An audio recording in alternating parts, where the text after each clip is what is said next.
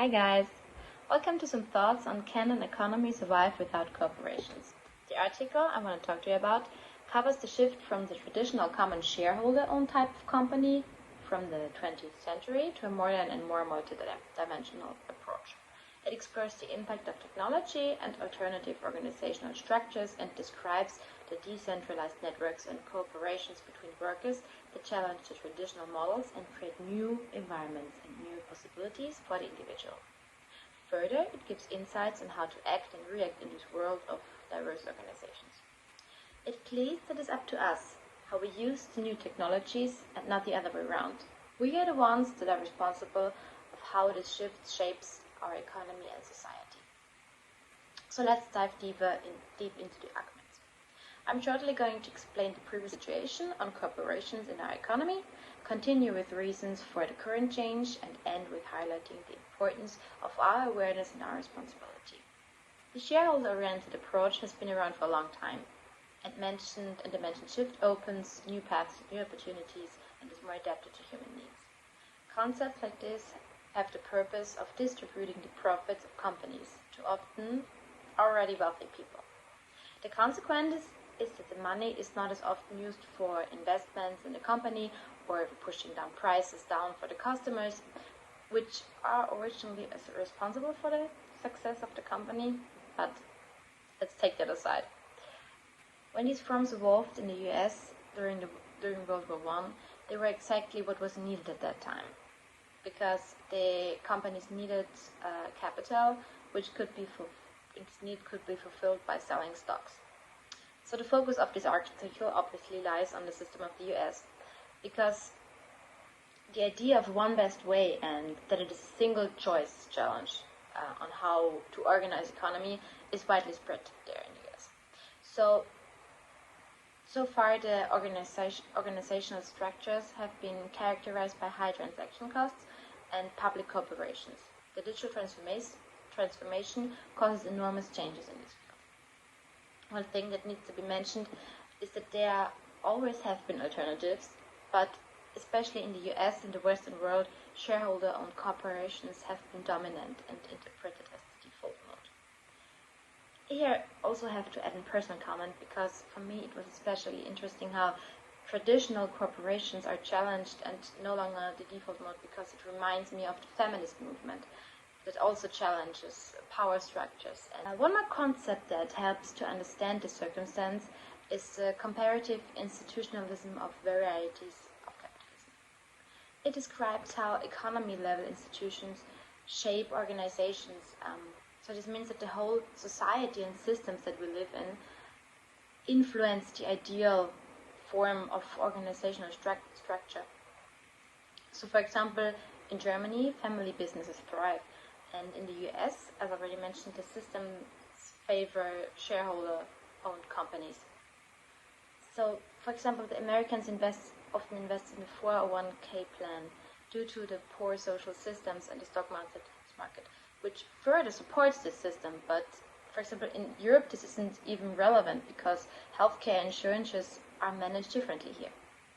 So you can see this sets up a variety of capitalism which we need to be aware of if we want to understand the different developments and organizational structures.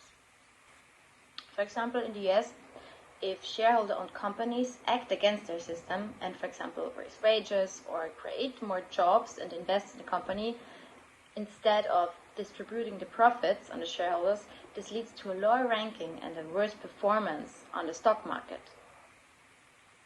This does not entirely support employees or the company, but only the people holding the shares. New forms of organizations come and go with changes and developments in society and technology.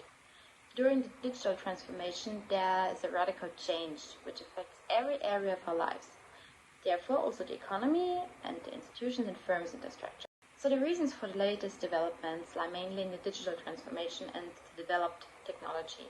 More specific, this would be, for example, the ICT, which is Information and Communications Technology.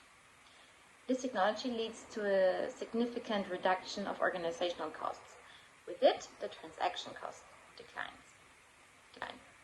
And as the financing of businesses is changing, this further changes the form of organizational structures. So you understand how the evolving technology is changing organizational structures. The networks of the stock markets and banks are no longer needed, and the shift to decentralized networks and cooperations between workers challenge the traditional models and create new environments and new possibilities for the individual. To give you a better understanding, I want to show you a few examples. So for a long time, people did not believe in an organization without hierarchy and where people from all around the world would work voluntarily and freely. But, as I explained this concept, you may already guessed it, this is a precise description of how open source software works. Today we have so-called commons-based peer productions, such as Wikipedia, that are very commonly used and very successful, and only a few of us could imagine a world without it. At least I can. Another example are the effects of declining costs on equipment and technology, and with it the declining entry costs on markets, paved the way for more small-scale productions, which have less capital and are more local. They are no longer bound now to the stock market and other donors, but there are more possible ways. For example, there are cooperatives where people share their resources and are able to fix their prices and get better at bargaining, which happens often in agriculture, where farmers are working collectively together. Last but not least, I want to introduce you to platform capitalism, which might currently be the most used concept and also well known to all of you. This consists mostly of online systems and platforms that connect the buyer and the seller. The areas the systems serve is the recirculation of goods, the utilization of durable assets, the exchange of services and sharing assets such as co-working spaces. So the exchange happens online and the transaction costs are reduced to zero, which opens possibilities for micro-entrepreneurship, as mentioned before.